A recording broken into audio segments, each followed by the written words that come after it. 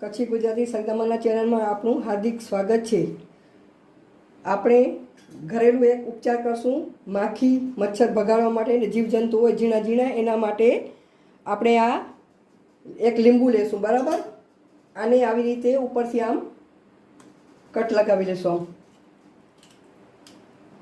આમ કટ લગાવી ને આ વચ્ચેનો ભાગ છે ને આપણે કાઢી નાખશું બરાબર। આપણે વચ્ચેનો ભાગ કાઢી નાખશું। હા, વચ્ચેથી આપણે આમ કટ લગાવી અને એમાંથી આમ ભાગ કરી લીધો છે તો એમાં નાખશું આપણે આ રાઈનું તેલ, અંદર સરસવનું તેલ બરાબર।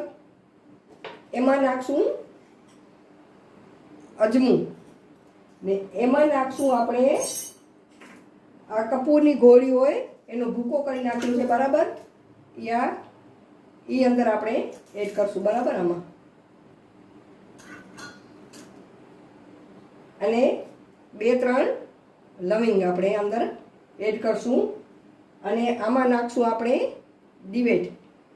દિવેટ નાખી અને આ માટીના કોળિયામાં આપણે આમ નાખી દઈશું બરાબર। આમ નાખી અને એનો આપણે દીવો કરવાનું બરાબર। આવી રીતે આમ દિવાસળી ઓળવાઈ ગઈ, આનું આપણે દીવો કરશું।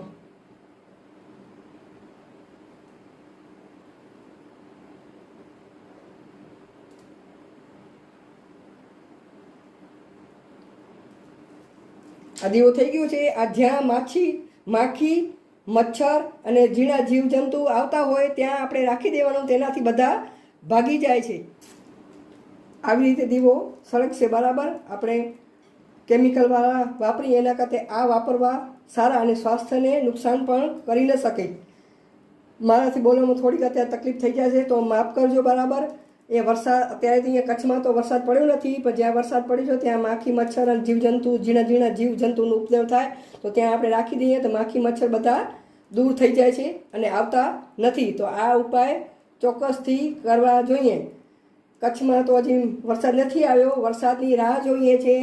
મોરલા ટહુકે છે, કચ્છડામાં વરસાદ આવે તો સારું। મેહુલા ટેહું કરીએ તા કચ્છ में कॾहिं वसता मी वसे मी त कच्छी माण्हू थिए न्याल। મારી આ રીત તમને ગમે તો લાઈક કરજો, શેર કરજો, કોમેન્ટ કરો અને મારા ચેનલને જરૂરથી સબસ્ક્રાઈબ કરજો। આભાર।